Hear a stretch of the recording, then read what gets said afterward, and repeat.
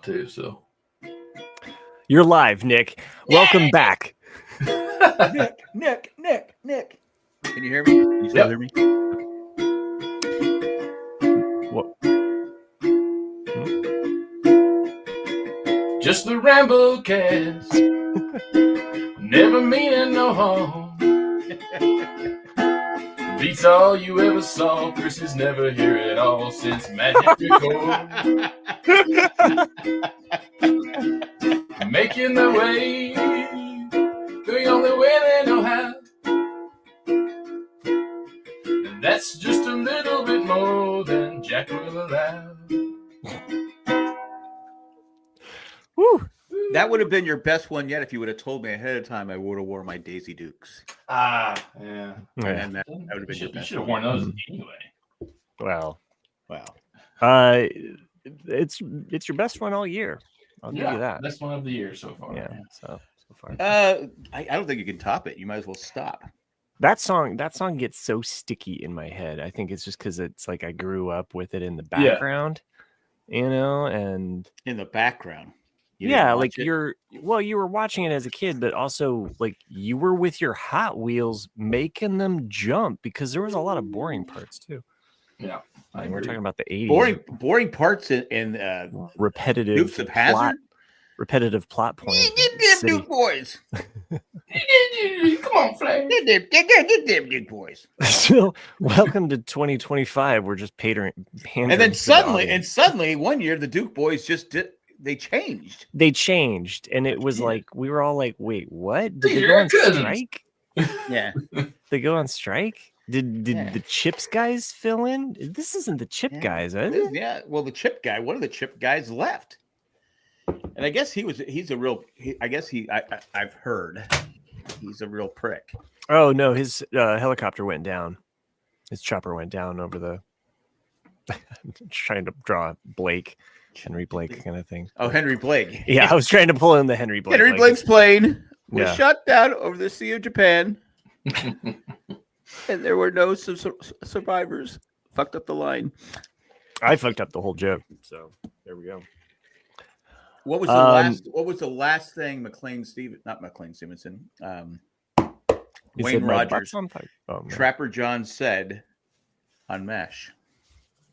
Oh, I have no idea. The last thing Trapper John says on MASH. Catch you later. I'm gonna go Farts McGee. He says, "Radar, put on a mask." Oh, he was in the final episode, but he doesn't appear in season 4. Remember, he goes home.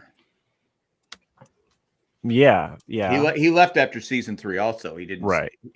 They said he didn't renew his contract. He said, "I never had a contract. Oh, I refused to sign a contract," and he didn't like. There were a couple of things, I guess. He didn't like being second fiddle because originally he was up for the part of Hawkeye. Oh, well. But in the movie, Trapper John is the chest surgeon. He's the chest cutter and all that stuff. I mean, they couldn't go wrong, and them together were great, fantastic. Anyway, go ahead. No, I think I'd be the same way. I mean, I don't know. Not that I could ever be an actor, but if I was an actor, I think I would be. I would never want to be on a show past 3 seasons, and that's probably the longest contract I would sign. And unless they, we pull a Seinfeld or a Friends or something, where it's like, oh yeah, you're getting $1 million an episode past season 3, then I'd be like, I think it just depends. Well, the longer you go on it, though, if it goes to syndication, exactly 7 seasons, and then all of a sudden you're a bingeable, streamable show. I mean, the way people go with content now. I don't know. I guess it's just one of those things where. You think of so many actors, that's all they're known for, is just that one thing, because they did it for a decade of their life, and they couldn't do anything. Like, you look at the entire cast of Scrubs or I was going to say It's Always Sunny in Philadelphia, because I just watched the Abbott Elementary crossover. So for listeners that don't know, there's a crossover episode of Abbott Elementary and It's Always Sunny. Because he's in. Hilarious. It's hilarious. So I loved it. It was great. I mean, there's little Easter eggs or little kind of like shout outs to the It's Always Sunny in Philadelphia, like kind of references in the episode. But if you haven't watched it, it's funny. It's funny about It's Always Sunny in Philadelphia. That show has been going on for so long But to me, it still feels like a new show. I don't know why, but like I even though I've seen like every season of it. Oh, probably haven't seen the last couple of seasons, but they only do a handful of episodes per year now. Yeah, because they do other things. Yeah, they do other things. Yeah, I think they just do it when Charlie Day says, "Okay, I wrote a couple episodes. All right." And then, he writes the episodes. Yeah, Charlie Day's. I did not know that. Yeah. It's funny because the one actor, God, I need to just pull up my IMDb so I'm not just saying the one guy. You know him. So he's on AP Bio. And it was kind of funny though because my wife's been watching AP Bio since it's on Netflix. What's AP Bio? AP Bio. It's a show about like kind of like a writer that ends up in a high school AP Bio class teaching in Toledo, Ohio, and hates his job. So yeah. Okay, I understand. It's actually I like the teacher kind of stuff that goes on. And some of the stuff with the kids is good too. They have some good. It's funny. There's some laugh out loud stuff. So the actor Glenn Howerton, he plays Jack Griffin. Let me pull up his picture on here, but he's on It's Always Sunny in Philadelphia, and so let's see. Looks like Nick. What's up? I said look like Nick. This guy? Oh, okay, yeah, I know who that is. Yeah. From I definitely, back when I had a certain set of friends back in Knoxville, like over a decade ago, I remember that we all thought of ourselves as It's Always Sunny in Philadelphia characters. Like, which one are you? And I always was told I was that guy. I was like, I can't be Dennis. And they're like, yeah, you're totally Dennis. I was like, oh, thanks.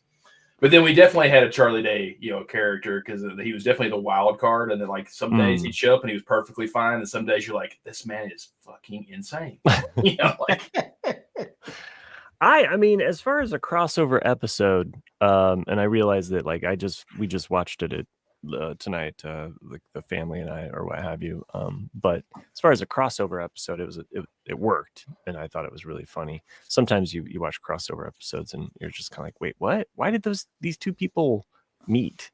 This makes no sense.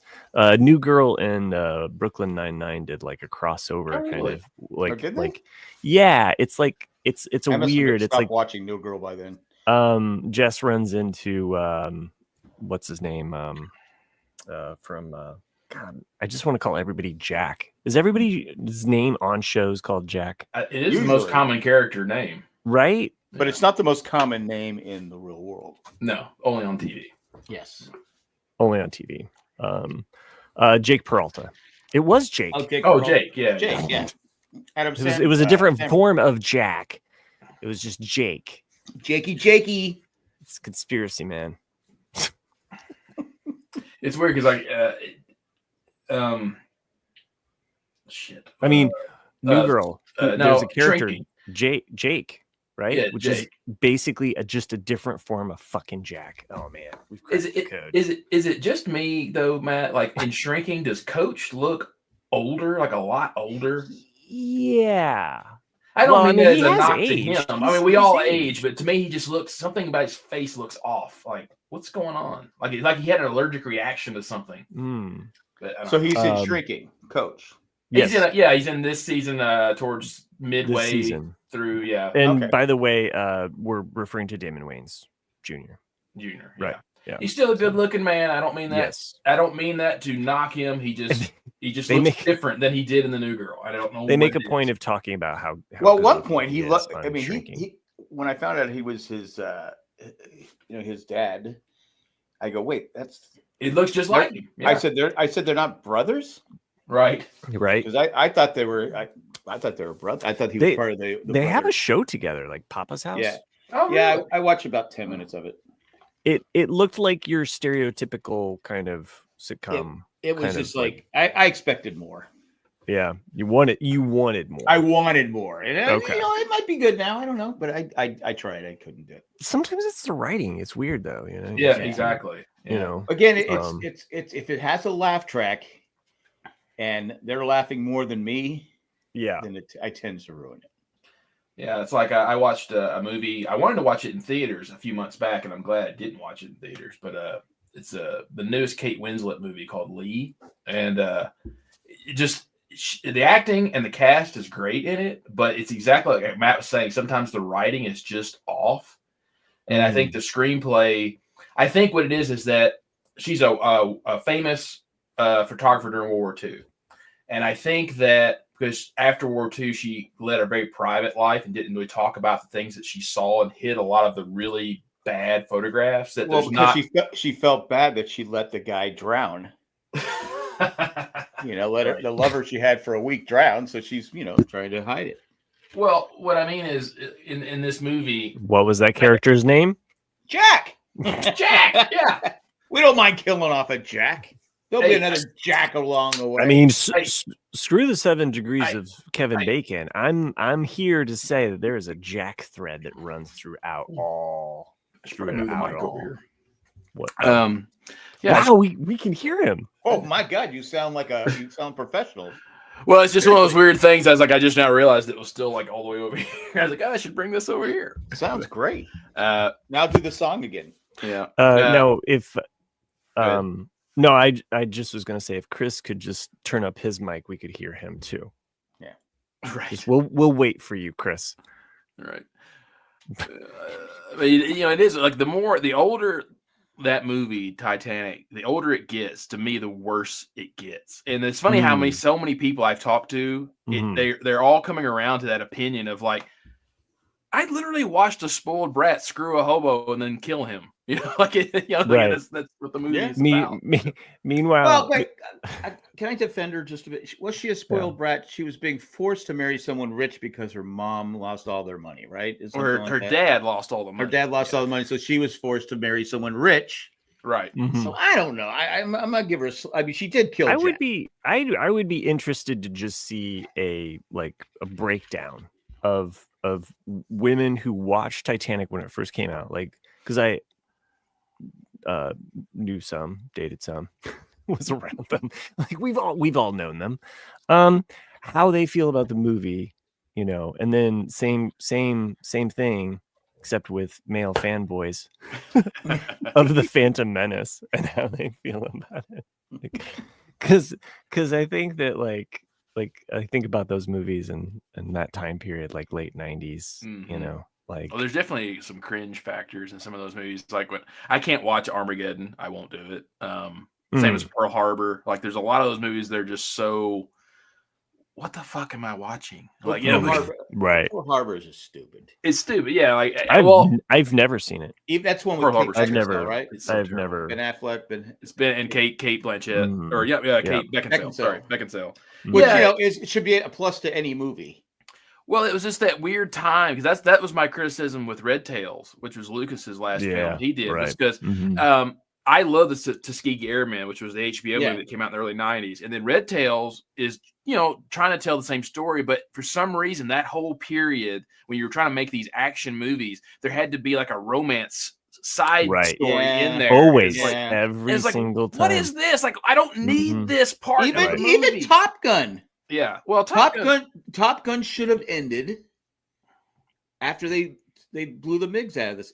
And they got you're my guy, you're my wingman. That should have been the end of the movie. No, we got to go to the end where he puts the quarter in the jukebox, and I go, come on, is it just me? The Top Gun thing maybe, but I do agree that it occurs in way too many. He loved her so much he's not even in the second movie.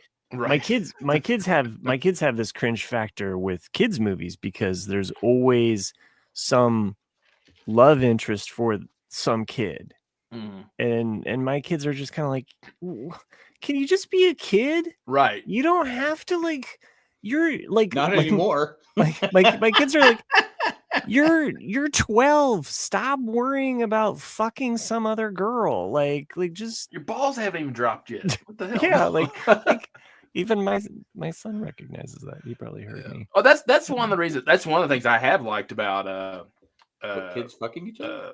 No, Skeleton Crew. No, just me. Because Skeleton Crew has just kept it.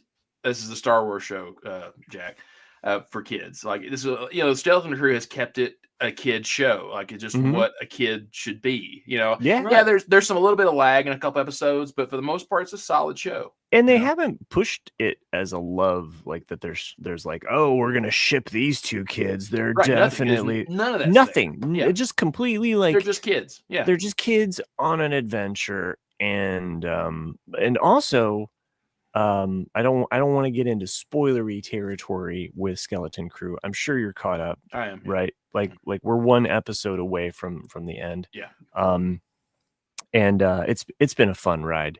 I really enjoyed this show. I don't know what's coming next, but I love the fact that there is a character who the whole our family watches it together as a show.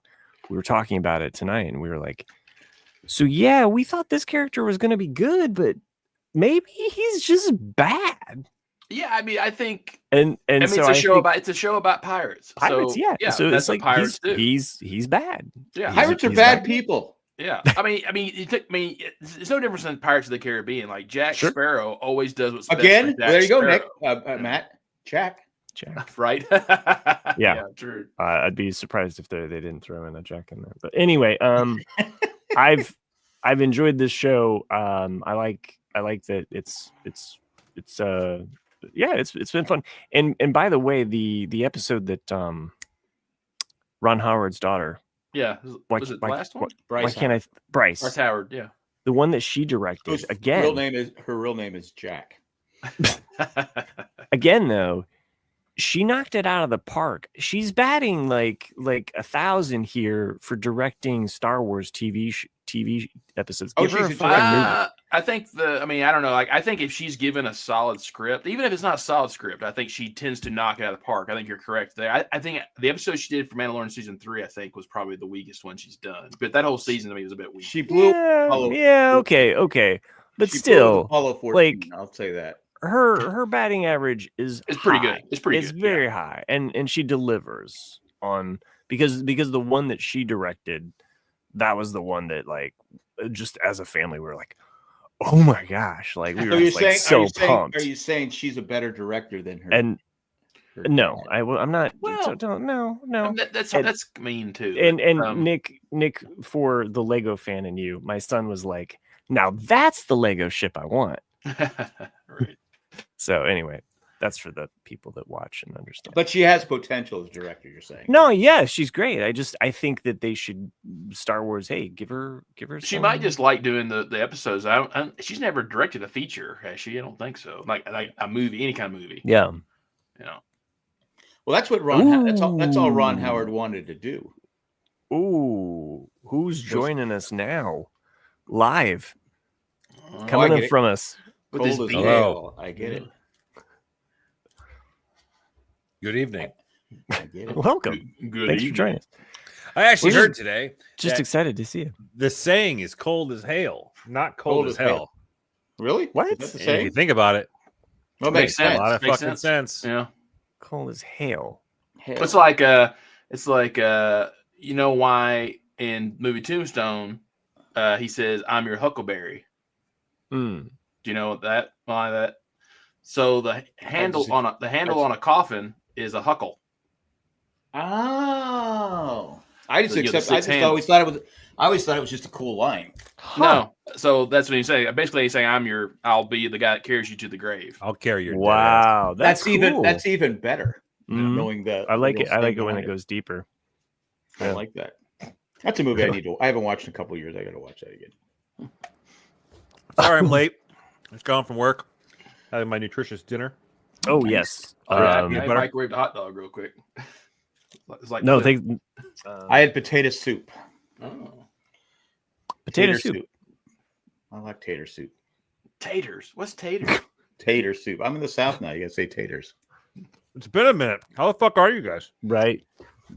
I was wondering if we were going to record this week. I was like going. I had a mental fart where I thought it was last week. Still, I thought it was like New Year's Eve week where we were like taking another week off, and I was like, wait. Oh wait, no shit. My kids are back at school. We should. Because Cindy goes, "Are you going to record Thursday night?" I go, I don't think That's a good question. I want to ask, but I go. I don't want to look stupid if we said we're going to wait another week. I'll just wait to see if they call it. I'll wait to see if they call a delay. Yeah. But so anyway, I'm sure we might not have as many people joining us live tonight because it was very. Well, no one's made a comment. Randy's at the Penn State game. Oh, you mean the Notre Dame game? Well, he would say Penn State. By the way, after visiting Paris, it is weird that everybody says Notre Dame when it's Notre Dame, but it's just a weird like we just say it Notre Dame. I think that's just very American, though, because there's so many things that people just say wrong depending on where they're from. Because, like, I think I've told you that, there's because this part of Colorado was part of the Louisiana Purchase. There's a shit ton of French names in this part of the state. Really? And yeah, so like the river that runs through Fort Collins is Cache-les-Poutes. But people Cassius Clay. But people just call it the Pooter. The Pooter. Yeah. Which makes every 13-year-old boy die laughing. The pooper! The poop river. Yeah, what do you mean, 10-year-old boy? I'm 62. I'm laughing at it. But it means hide the powder because that's where they would store the gunpowder. Oh, okay. And then there, the town to the south that's spelled Lyons, and everyone says lions, and I was like, you mean Lyons? And they're like, oh, right. And then there's another town. You're one of those. Yeah. And then there's another town. You're one of those people. There's another town spelled Limon. And they say Lyman, but it's Limon. Limon. I want to go to Limon. You don't think of Colorado being as a French place. Yeah. I mean, seriously, you don't think of it. Yeah, we're on the western edge of the Louisiana Purchase. Yeah. Nick, I'm just gonna stop you right there. You need to stop fucking fact checking this shit. Okay, just save yourself the energy. Nobody else is doing it. Well, I mean, even we're like meta and shit. We don't give a fuck if you lie. Is anyone gonna? Have you? I was shocked that there was fact checking going on because my mother-in-law reads some shit on there that I'm just like, what the fuck? Jack, I tend to just say it the way people say it because, like, even like the most southern town in Illinois is we say Cairo. That's that's just Cairo. It's always been Cairo, but it's Cairo. It's like in Egypt, but everyone has always said Cairo. It's Cairo. Cairo. Cairo. Yeah. Hey. Well, it's like San Diego. I know I've talked about this before. They have like La Jolla. People will say it's spelled Lajolla, and everyone they say La Jolla. La Jolla, yeah. And I'll be honest with you, when people would call, say, "Is this La Jolla?" I go, "Sure is." Yep. Sure is. When I was in there, I might have spent hours. Right. It's La Jolla. How do you get La Jolla out of that? I don't know. It's La Jolla. Look, I love going to La Jolla and eating some quesadillas. All right. Quesadillas. You queso. Speaking of California, just a moment of fucking hope everyone's all right out there. Yes. In the Pacific Palisades area. I've talked to as many people I know in LA as I can, but so far so good, I guess. Yeah, I only know 2 people who've been evacuated from their areas. Well, that's good. That's good then. I mean, LA's huge. I mean, it's not good. Like, there's nothing good about this fire. So. I know one person in LA, technically 2 people in LA. Cliff. 3 people in LA. Ralph's good. Yeah. Right. Good. Yeah. He's good for now. They said have an evacuation thing ready or something like that, or at least the winds. I guess the winds died down. So that's that wind. If you saw any of the footage, well, anyone if you've ever been through a Santa Ana in California, it's dry, hot. Wind. It's very windy. Yeah, and you got those stupid palm. I mean, I'm not a palm tree guy. I don't like palm trees. I think they're ugly. Especially when the palms die. I'd like them all to burn to the ground. Well, no, seriously, when the palm trees. I mean, Nick, you've lived in LA long enough. You saw when the palms die and they don't cut them down. Oh yeah, it's just a big. That's just a giant charcoal. I mean, that's just it's a matchstick waiting. It's a matchstick waiting to happen. I mean, you just, I don't know. I've said this before. If I owned a home, because San Diego has the same issues you see on the side of the hill, these canyons where it's just brush and all this crap. I'd clear out the brush and I'd plant ice plant, or we used to call it pickleweed. My mom has it in her backyard, it doesn't burn. It won't burn. It's got water in it. It just doesn't burn. And that's what I would put. I'd have it a buffer all the way. And I don't know why they waited so long in doing those things. Talking about thousands and thousands of acres, though. There's no way that you can but it's been years. Well, how long has it been since they had a fire there? In that part, a long time. Yeah, a long time. So it was the perfect. Because I was watching a clip on Twitter. Joe Rogan he was talking about a firefighter that told him, well, that area, he said last year around July, he said a firefighter told him this area is prime for just a perfect storm for a natural, and what happened? Santa Ana's hit, and it probably was arson because some asshole out there thought it'd be funny to do that. Oh, absolutely. Yeah. And boom. Sure. Yeah, I mean that whole Topeka Canyon area, though, it's so much money, and it's so much, people don't want to ruin their nature or their trees or whatnot. But yeah, because in 2018 was the last one I can remember, but it was on the north side of those mountains. That's where it burned down Paramount Ranch, which was where a lot of the movies and shit. Movies was shot. I went actually a few months before it burned down, and that's where they shot a lot of Westworld. Right. Remember that. Yeah, it's just the sad. the warehouse where they kept a ton of film was also burned. Yeah, and film's for good, highly flammable. So a little bit. So anyway, I know there's a lot of acres, but if my house was on there, I would have the ice plant. I would spend a year. Some of that property is also owned by people that aren't going to do shit. That's true. I ain't going to do shit. They just sit on that property. Wait, how come they're from the South? I don't do shit. They are from Southern California. Thank you, Nick. Thank you, Nick, with the win. But no, I say the same thing when I'm driving around San Diego and I'm out there. I go, look at all that dry brush and those houses are right there. I go, some asshole lights a match. Oh yeah, it's just, it can't be stopped. Plus, they're building in places that probably should have never been built anyway.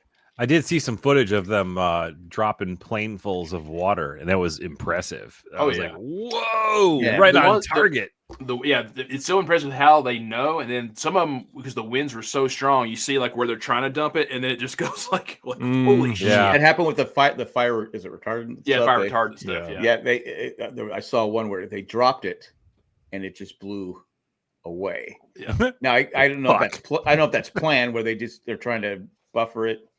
So I know they had a lot of issues with no water, right? And I was listening to Anderson Cooper, and he said he talked to the firefighters. They're just picking the houses they think they can save, right? And that's what they're doing. The other houses, I mean, they just say, well, we can't stop that, right? Well, that's what even the one that happened here at the end of July.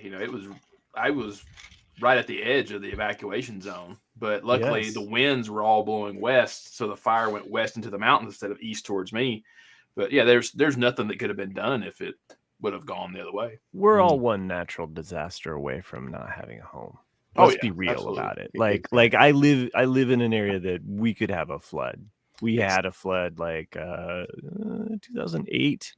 They called it a 100-year flood. I was like, we'll see about that. Except I think it's Delaware and maybe even Jersey. It's like the two places that are basically have fairly good weather and have never been hit by a hurricane or any kind of tornado or anything. And you're like, man, fuck those people. Jay signed up. I'm going to pull out the Tim Robbins. Jay sure about that? You sure about that? Yeah. Because make a plan and God laughs. Jay signed up for something that shows where floods could happen in this area. Mm-hmm. He goes, your house is, within the next 10, 30 years. I go, well, I'll probably be dead in 30 years. So I don't have to worry about that. But we do have behind us, it's 100 to be realistic. Well, I mean, 92. If I could make it to 92, that wouldn't be bad. It's weird when you think about it. Like, at least you don't have to see it to the end of the century when. Yeah, might be. Well, I'm not going to make it to the end of the century. Sure, you don't have to worry about the world. Well, thanks for being positive, Matt. Yeah, but anyway, so I do have a 100-year flood line going through our backyard, but it's like whatever. Yeah, I think we're relatively safe here. The city actually did infrastructure change because there's like an underground creek that goes through our city that they had diverted through pipes and stuff like that. So that's part of it. Yeah, but, we have a creek behind our natural spring creek. when I went to work that morning, it was raining and it had been pouring for all night long. And I went to leave to go to work, and I could not get down the street because there was like this gigantic puddle. So I was like, okay, I'm just going to go down, put a coat around. And then I was like, okay, I can't cross there either. I'm just going to, okay, you know what? This is some serious fucking shit. So then I just went to Walmart. There was something I had to get at Walmart. I don't know what it was, but I called my boss. I was like, I can't come in. Yeah, there was something I went to Walmart for. And while I'm at Walmart, their alarms start going off. And I'm like, I got to get the fuck home. Like, I don't know what's going on. And yeah, sure. Like we were in a national or natural disaster area or what have you. And we had FEMA and all of that stuff. So, I mean, we have our occasional, tornado once every 10 years around here. Hurricanes, sure, I guess, but whatever. It's nothing crazy, nothing like that happens down south. Right. Blizzards, nor'easters, sure, whatever. Like, fuck it. You're wearing your stocking cap now. I am. Yeah, it was fucking cold. I will say though, if a nuclear war ever happened, we'd be one of the first to go. Same. I mean, you got NORAD, right? I got NORAD, and I'm also surrounded by missiles. You really kind of want to be the first to go. Yeah, I don't know how Raleigh is, but San Diego is like on the top target because all the San Diego is a naval base. So I would call my family up right away. Sorry, I'll see you on the other side because Massachusetts has 3 Army bases, 2 Air Force bases. Like, yeah, we're fucked. Not to mention, like if someone was to try and cause as much economical and impact on our country, they probably would nuke New York, right? Right. Which would have a lasting impact on for sure. Us, plus, you get rid of the Yankees. Yeah, that is one way. What's interesting about if you ever go to the Minuteman National Monument, which where is does Spanos live? Yeah, in South Dakota. They actually tell you that, like, why they chose the area to put all the missiles in the country. Yeah, and it's because, like, hard to get.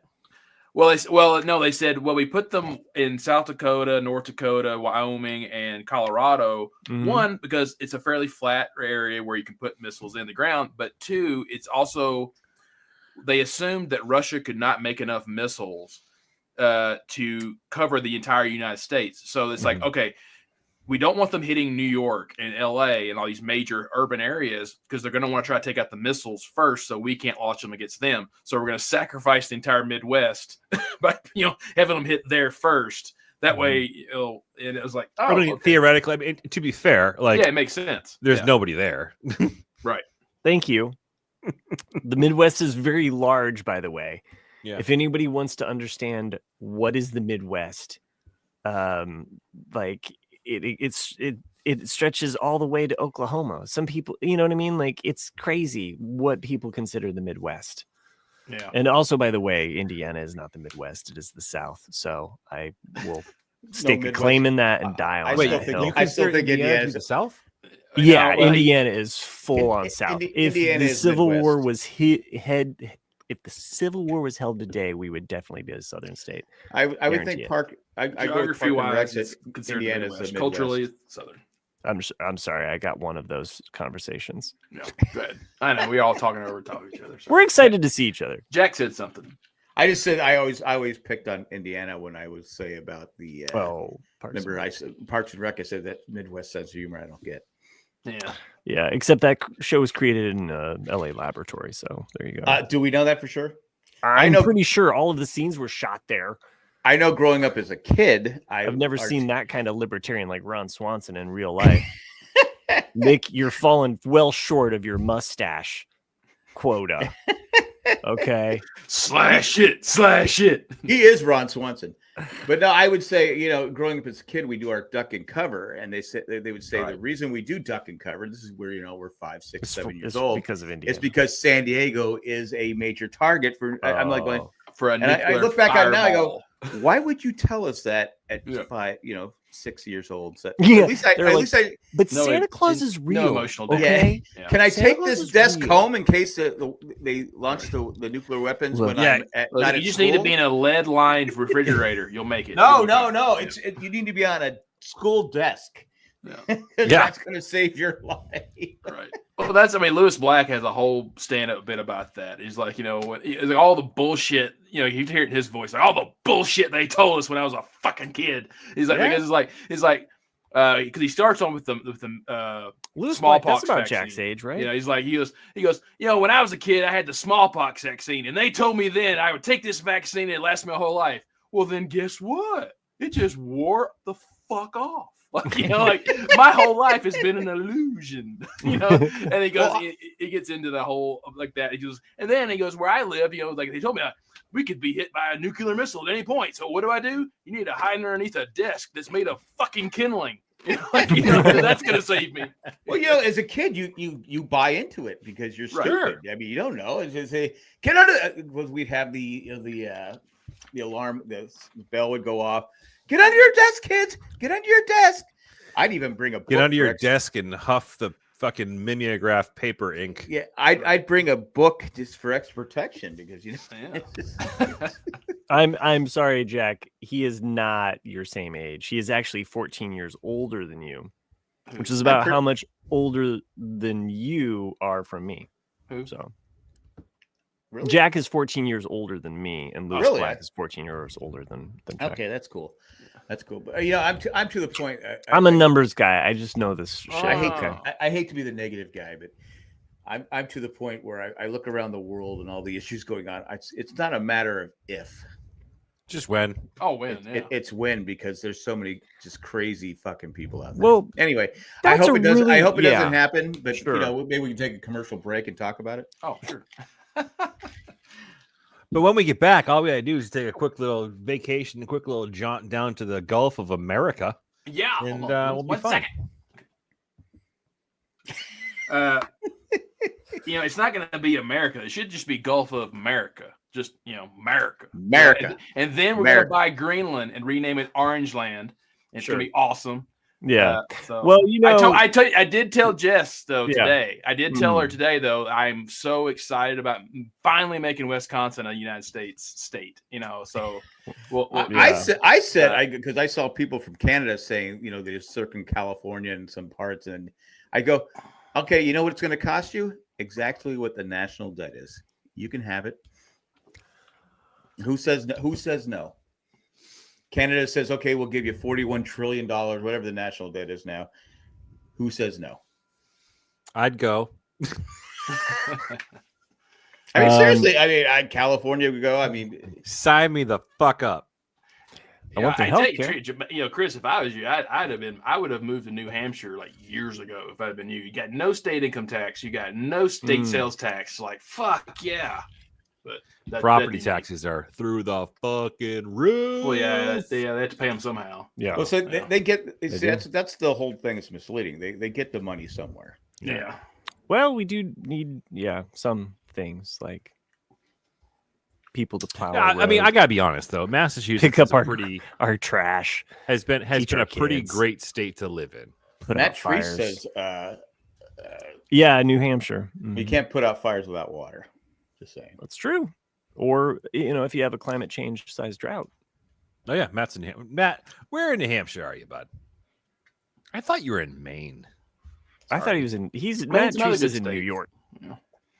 So I thought Matt Treese was in Canada, but he says he's New Hampshire or New. Just kidding. Not New Hampshire. New Hampshire. NH is New Hampshire. New Hampshire. Maine. New Hampshire. Why would he lie about where he's at? I thought he was New York. No need to lie. Unless he's like a secret agent. Well, man. Anyway, you guys were talking about all of these fucking smoke bombs, and that's fine, dude. Where the fuck do you live in New Hampshire? Seacoast, like 25 minutes drive from Maine. Maine, so he gets good lobster. I know exactly where that is. You get good lobster, buddy. I know my wife has always wanted to do like a lobster tour of the North. You don't need a fucking tour. You go to one place. You go one place. Yeah. No, she wants to just go to several places, kind of. Oh, and just eat lobster along the way. I get, exactly. Okay. I'm down with that. You see what I'm saying? I'll come with you. Yeah, okay. Let's go. And some clam chowder. It might happen. It might happen. Chowder. Got some chowder. Yeah. So if you're gonna do that, you should start in Maine, or do you end in Maine? Yeah, I would end. Do you want to go? You got to end at the best place, right? Do you want to go up the spine or down it? Who has the best? Who has the best lobster? You in there? You don't want to start at the best lobster and work your way down. New England, Maine. We do have the It's all New England, yeah. But it depends. So you have lobster rolls, but you also have like your traditional, twin lobster meal or like whatever. But like you got your double helix lobster. Totally. You get your blue lobsters. Those are rare though. 1 in a million. Yeah. If people are like, I want to eat the blue lobster. Do they not realize it's just a color difference? Is there it's just a genetic. Yeah, it's a genetic. They don't. They're not sold to be eaten. Okay. So in this case, because they're so rare. Yeah, it's just like a DNA. Like throw them back in the water. Or this is where the mutants actually come into tag them and bag them. It's the mystique. It's the mystique lobster. Yeah, it's the mystique of lobsters. Totally.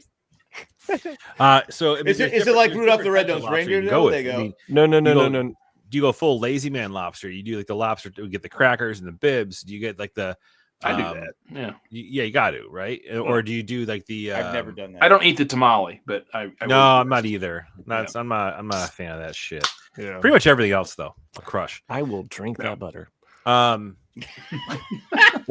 so the further south you go, like lobster, little of New England. So if you make your way down to Cape Cod, which is where I spend my summer vacations, then you can do the New England clam bake. And New England clam bake is I've never had clam. Really good baked. Yeah, I don't know. So a clam bake, like a true, like a traditional clam bake, is pretty awesome, right? So what you do is you get like these almost like these wooden pallets, and you kind of hollow out the wooden pallets.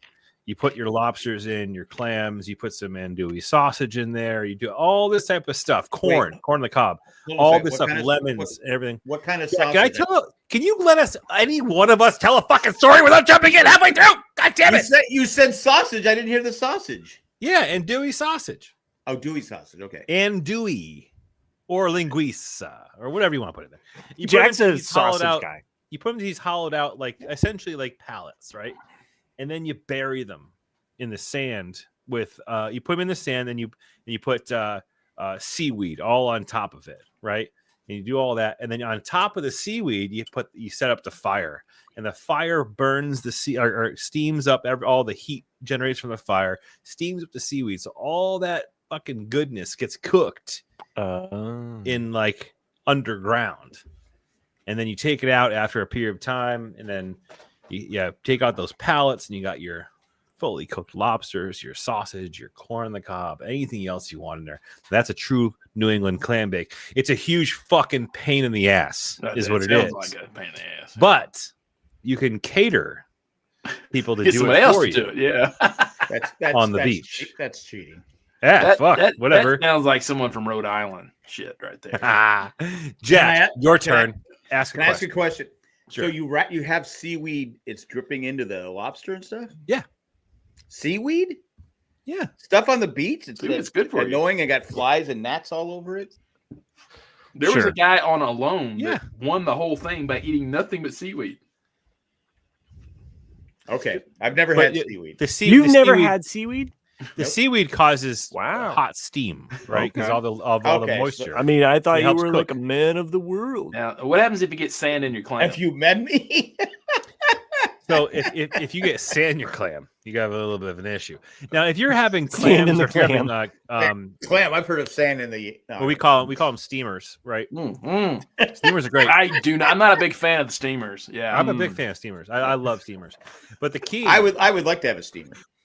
The key is that you have to soak them in salt water, salted, not like salt water like the ocean, but salted water, for a period of time, because the salt granules will be ingested by the clam, which actually works to clear out the clam's stomach.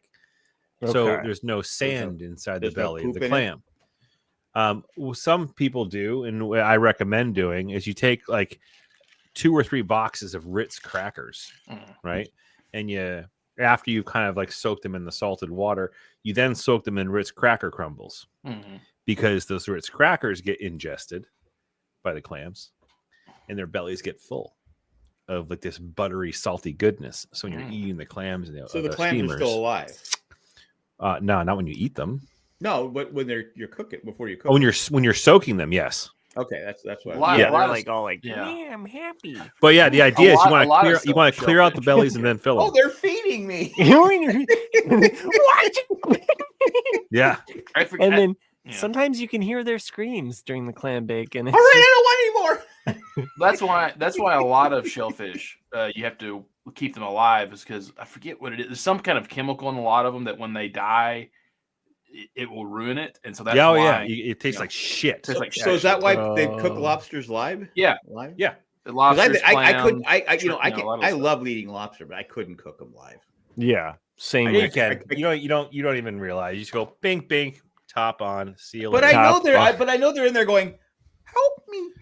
So I was a seafood line cook for a summer on the Cape once. They got their like little claws. And we used to put them in the broiler. So you're a murderer. And we had like a broiler. It was like up eye level. So we would throw them in the broiler, and you could hear them scratching. Like, and when you first put them in there, you hear them like they're trying to get out. You're like, yeah, fuck you, buddy. Motherfucker, it's hot in here, man. Come on, open the door. So you're a big fan. Sometimes they hiss too. Sometimes they do hiss. I like I said, I'm one of those. I'm a hypocrite. I'll eat the lobster, but I can't cook them live. Well, yeah, it's like same like when I used to go pheasant hunting, which I always love eating dove and duck and geese and pheasants. Really? And all. Does it taste good? Which one? Like chicken? Duck. Duck is a bit more gamey. Did you say dove or duck? Dove and duck. Dove is really good. Duck is greasy. Duck is greasy. Yeah, duck is the only one that has a very different texture and taste. Pheasant's the closest thing you're going to get to chicken, but it is better because it's wild versus duck fat is so good though. Duck fat, yeah. Duck fat is good, but my wife tried to cook duck over the holidays, and she had kind of like a reaction to the smell of the gaminess of it. Oh, was it alive? And it was like an immediate like, you got to get this out of here. Was it duck alive going? Yeah, it was. It was talking to us and it was cussing. Is it? Yeah. Duck's like a lot more dark. I might be making that up. I'm pretty. Duck has a lot of dark meat. Yeah, okay. Duck I know. Chris and I we've geeked out on duck fries and duck fat and how it's like a game. Yeah, I think like I said, when I had in Europe, they use duck grease. It's incredible. Their French fries are amazing. Yeah, they are. Yeah, it's like cool. But duck itself, I tried like duck. They were these duck things, and I was like going. It was too I don't know, it was too rich, too something. Yeah, like with a lot of things, it's just how you prepare it. Like I've had some duck where I'm like, I don't want this. This is awful. And then I don't know if I could eat dove though. No, dove. Yeah, well, dove is it's a small bird anyway, and you really it's like just 2 halves of a breast, and you just kind of pop those out, but they're real tender and good. It's like when I first moved here, people were when like you get to the soul of it, it tastes. Well, when I first moved here, I was complaining about squirrels. They said we just kill them and then make stew out of them. I go, what? Duck season? I know this was rabbit. No, people don't do that. That's when you made fun of me when I said squirrel's tough, and you were like, what? I go, yeah, I'm gonna pass on that. They go, no, it's real good. It's real good. Which is squirrel stew is good. I go, I'll just go to McDonald's, get a cheeseburger. My favorite of all the weird things is frogs. Like I'll eat frog legs all day long. I just don't know. I had alligator. Alligator's tough. Like it's tough. That's a tough chicken. Like it tastes like tough chicken. But alligator, it was good. Back to shellfish for a quick second. Mm-hmm. If you ever want to try an easy method of cooking, or just getting to try a clam without having as much of a labor intensive process of what I was mentioning before about the soaking and prepping and all that type of stuff. If you can go to your grocer or your fishmonger or whatever you want to call them, get your fish here. A place that has fish, right? Because you can't get them. I'm assuming you probably can't get these at every grocery store, especially the further south you go, but some specialty, fishmongers might have them. But you can get little neck clams. I'm your fishmonger. Wait, hold on. Little neck. What can I do for you? Yeah, little necks. They're called little necks. Do they have necks? Yeah. Clams do have necks? That is not okay. You eat the neck to the stomach. That. Oh, we're talking about clams? Okay. Yeah, you can tell they milk a cat. They have necks. I have nipples. So go ahead. If you get little neck clams, you get them. They're actually relatively inexpensive too. I mean, that might be different depending on where you are, but the easiest way to cook a little neck clam is you just throw them on the grill. And are they alive? Yeah. They're alive when you throw them on the grill. Man, but like you don't take a cow and throw them on the grill and make a steak. I mean, Nick, what kind of the difference between a mollusk and a cow is massive. It's huge. I get it, but I don't want to hear it. Do the clams make a noise when they're dying? No. Okay. Well, so I can get a good look at a steak by sticking my head up a bull's ass. Butcher's ass. Wait. No, it's got to be your bull. Wait a minute. Yeah. If you get little neck clams, Sorry, what little neck clams? Are there big neck, long neck, red neck? It's just the name of the fucking clam. They're called do little neck clams get bullied because they have little necks? Yeah. Tennessee clams. Little neck. I got a go ahead. But you throw them on the fucking grill for a few minutes, and they open up, and that's how you know they're done. So if they open up, they separate and they open up, they're cooked. And you take them off, and you scoop them out and eat them. They're delicious. Nice. They're cheap. Slimy? Are they slimy? They're easy to. No, they're not really very slimy. No, okay. Clams are good. I mean, you like. I've never had a clam. You like mussels though? No. Yeah. Oh, I love them. It depends on the guy. I mean, I don't know. You like gladiators? You like gladiators? Yeah, right. Yeah, well, he's got some good muscles there. Oysters? You like oysters? No. Okay. I'm a huge fan of oysters. I've never tried them. They always look.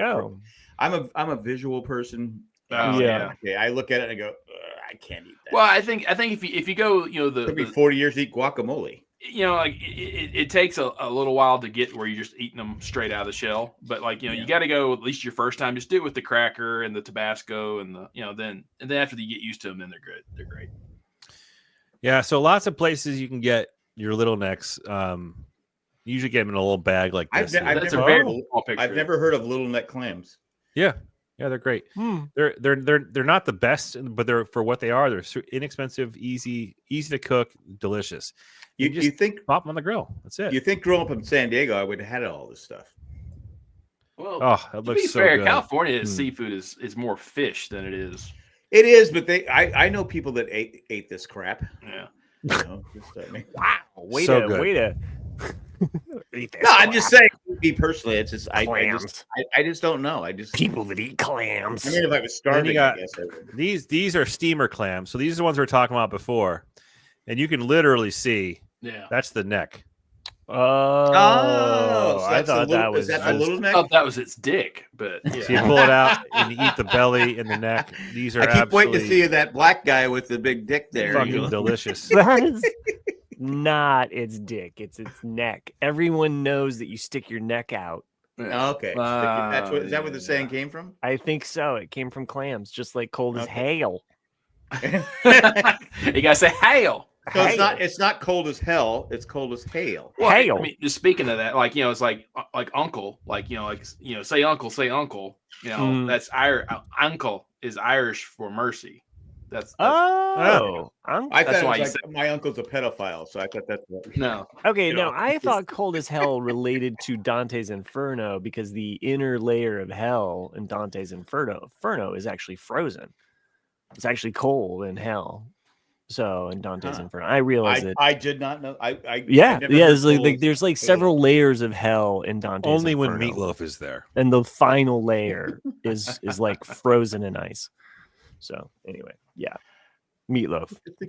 Good reference. I had a kind of a long story. If you guys want to hear it about the last few weeks. Fuck! Everybody strap on your. All right. So I had like I wish I could have done it right as it happened because it was the perfect like, rant cast. Okay. Okay. You needed your rant buddies. I needed to call you guys and just bitch for like a solid hour. Nick, I'm available almost 24/7. Yeah. So I'm driving through Kansas on the way to Tennessee, and when the sun's out, you're in the Midwest. Yeah, I'm in the Midwest. Yeah, and when the sun's out, we've got a lead foot. I'm one of the most probably scariest person to ride with because I'm just driving like 90 everywhere I go.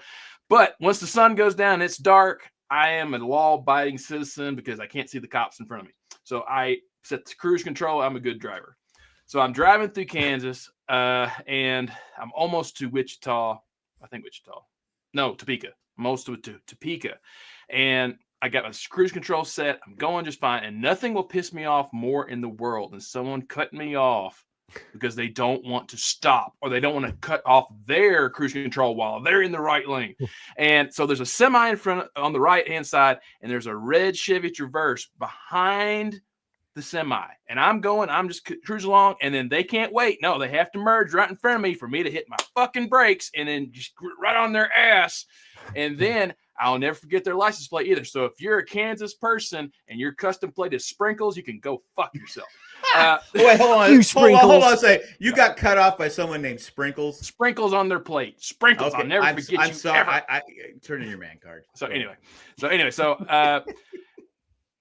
we get past the semi, and what do? They just stay in the fucking left lane, driving 65 miles an hour. So what's the speed limit? In Kansas, it's 75. Okay. So what do? I wait. I wait for them to do the right thing, get in the right. They never get right. So I just, floor it. I go past them on the right-hand side. And before I even get past them, what do I see? Speed up. Fuck no. Fucking cop lights come on. Oh, fuck. I haven't had a ticket in over a decade. And I know that Sprinkles was laughing their ass off the whole time. And I'm just like, fuck you. And fuck you too. I would have been pissed. I was so pissed. And then, of course, the cop walks up and is like, what are you in such a hurry for? Like, did you not see that fucking asshole? Like, oh. Did you see fucking Sprinkles? It was fucking Sprinkles. I was pissed at Sprinkles. Yeah. Damn. And he got me. Nick. I was only doing like 83 in a 75, and he pulled me over for that. He pulled shit. you over for 83 to and 75? Yeah. It's like, you really needed that fucking ticket, that money, didn't you? Can I ask if you're going? Was that like a $4 ticket? It was $150. What the fuck? Yeah. There's no cheap speeding tickets anymore. No. But that doesn't even make sense. Like I thought typically don't get pulled over unless you're going at least 10, 12 over. I got pulled over for there's a traffic light in our town. We have a small town, but the arrow light gets to the point where you want to be in that arrow light lane, right? Mm-mm. But the straight through lane gets all the way backed up.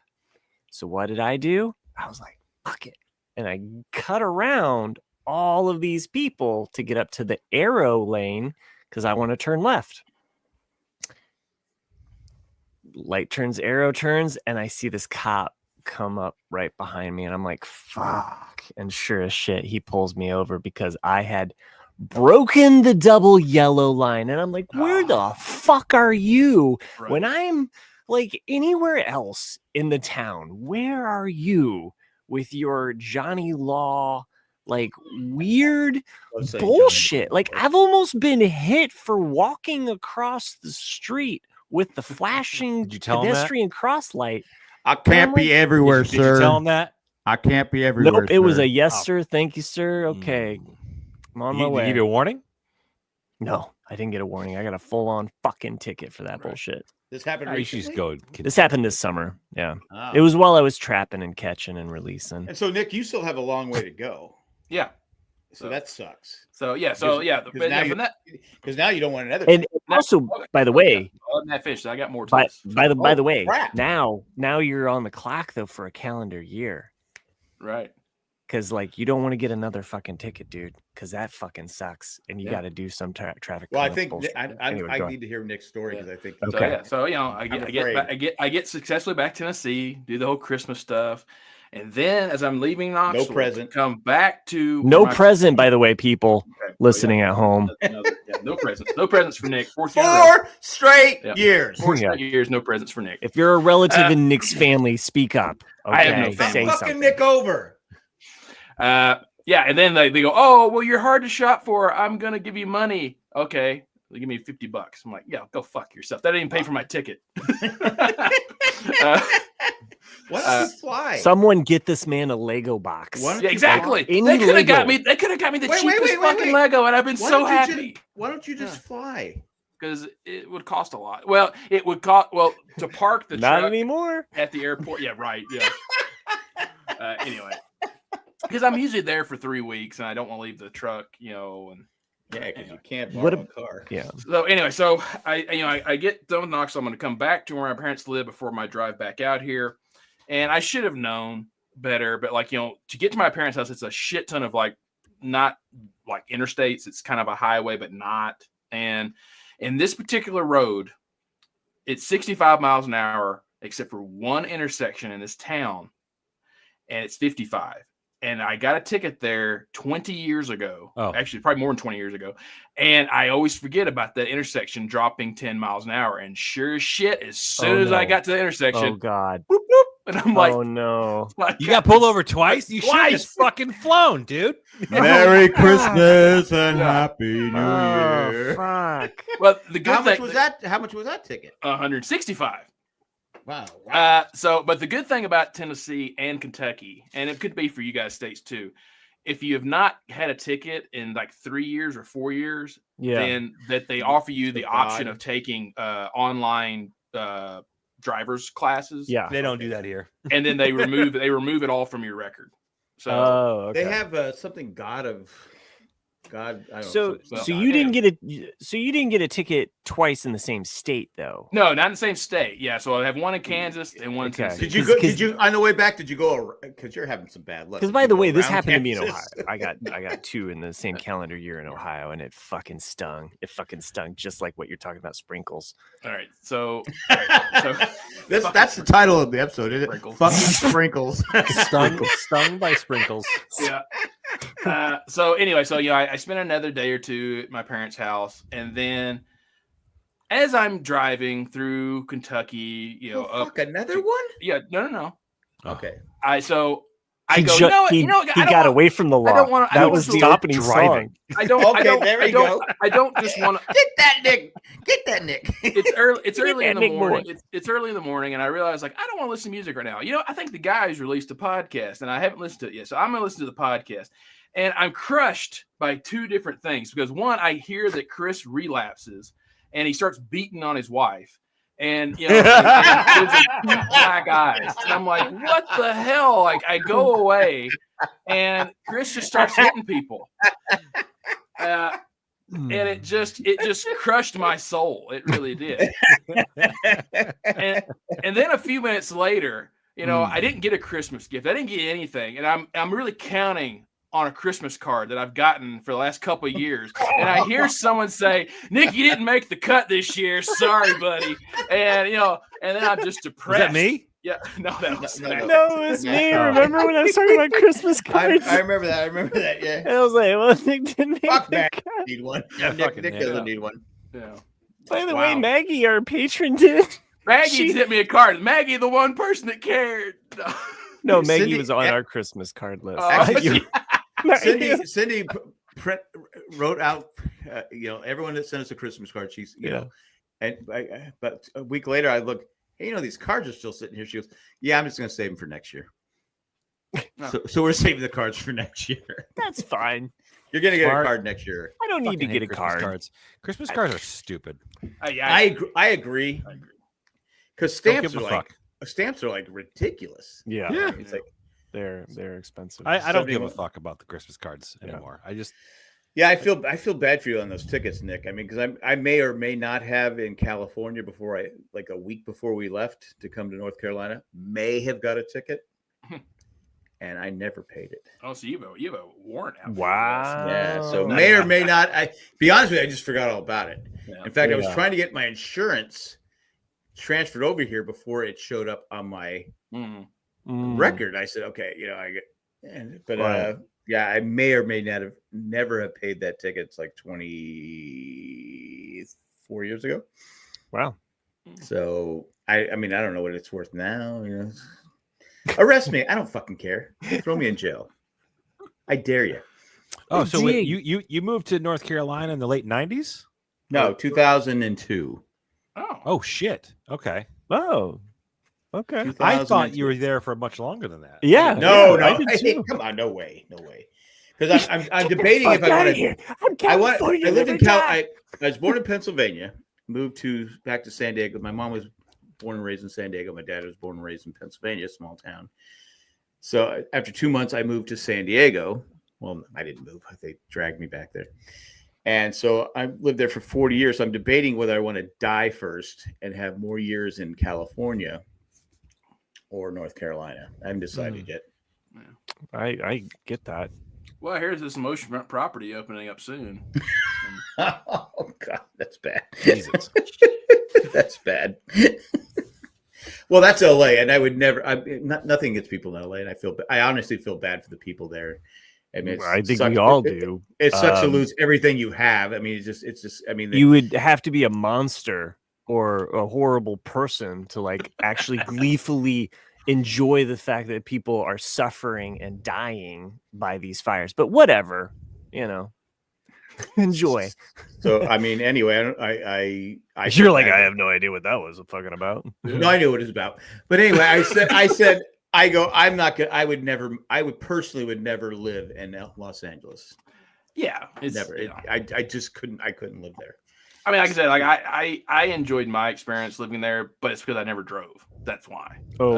Yeah, it's too big. It's too. I mean, that's what she said. Yeah, just you can't. It's too big. It's too long. Anyway, I saw some movies. Oh, yes.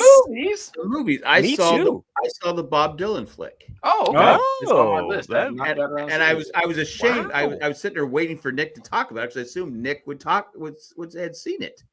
No, I saw some other things we can talk about. Yes. And I went in there going. Both Cindy and I was like going. You're like, I have no idea who this fucker is. Well, no, I know who Bob Dylan is. Shut the fuck up, man. I know. Who Bob Dylan is. And it was funny when I was listening to the music. I go, oh, I like that song. I like that song. Yeah, I like that song. And it was funny because because both of us going in and go, I'm not a big Bob Dylan fan, but I go, I like his, whatever they call biopic, whatever the movies are. And it's basically from his start of his career to like 67, 68. Okay. And his first peak. Yeah, if you're a Bob Dylan fan, you're gonna love it. He's a bad boyfriend. He's a bad boyfriend. But if he's a bad boy. Well, I mean, a lot of that's fictional, like him sleeping with Joan Baez and all that. That never happened. I mean, I was sitting there thinking the whole time. I go, who knew Joan Baez was hot? I mean, that's the lady from Top Gun 2. Yeah, but then I went and I go, oh yeah, younger Joan Baez. Okay, all right, I got it. Wait, I mean, even if you look at the other actual one, the pictures of Joan Baez, like from the early '60s, she's very. Yeah, I mean, well, she is, but it's I really enjoyed it. I thought it was nice.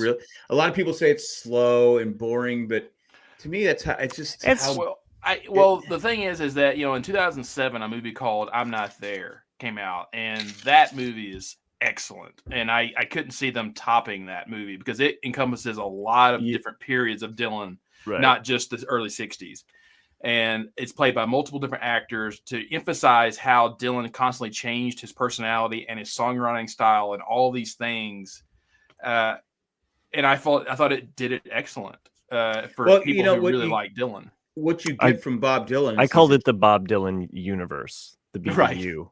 Yeah.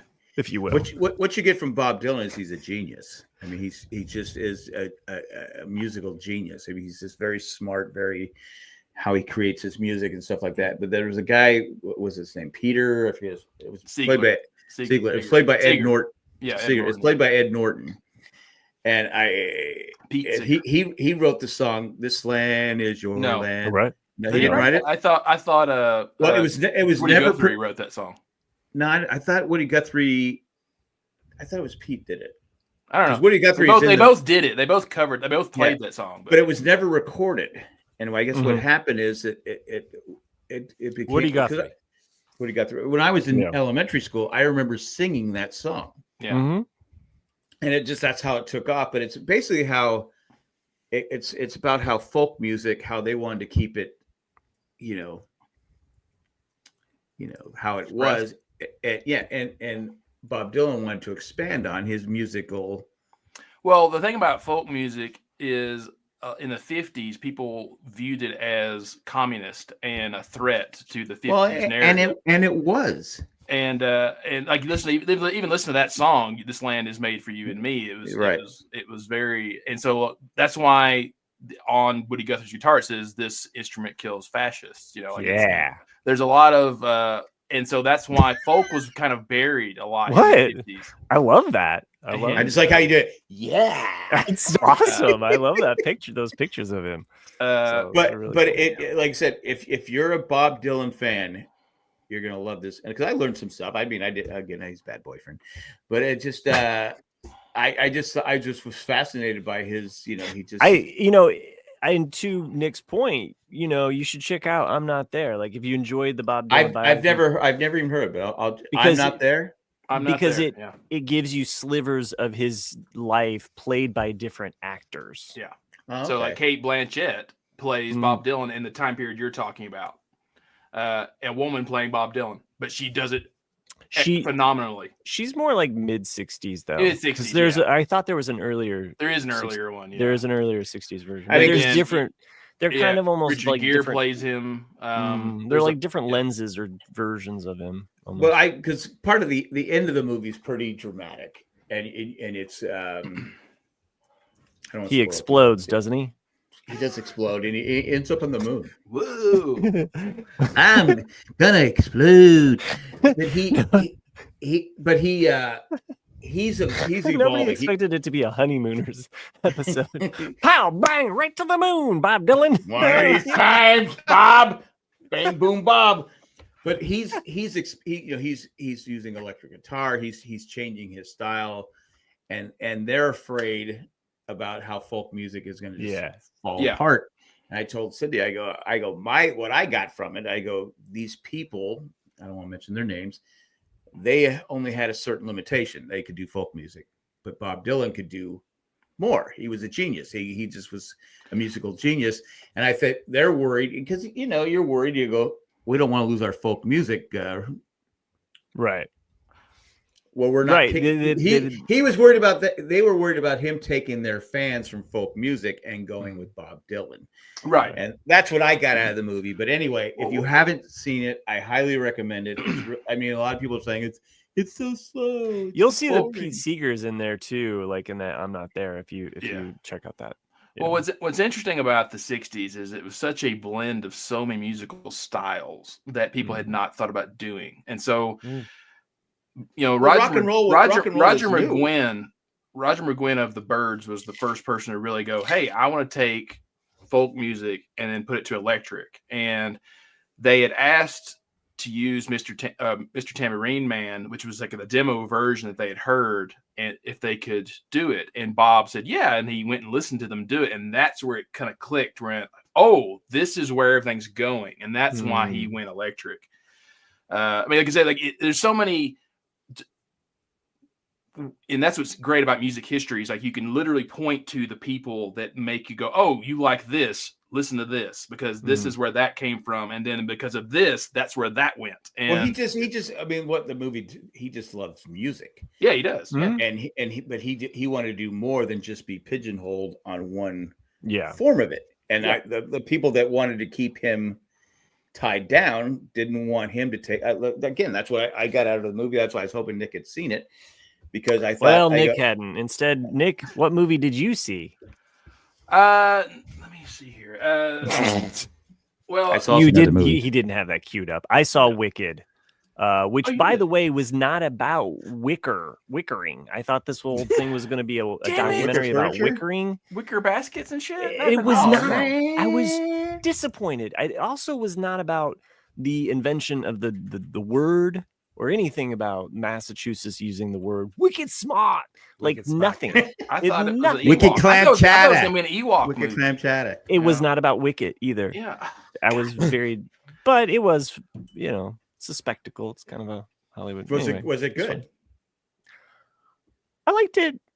I mean, it's not a movie. You hesitated. It's not a movie I would go see, but it's about the Wicked Witch of the West, right? Yes, but also about it's kind of more of like an origin story, but it's also not necessarily all tied together. So if you're watching this thinking, oh, how does this tie together with the Wizard of Oz?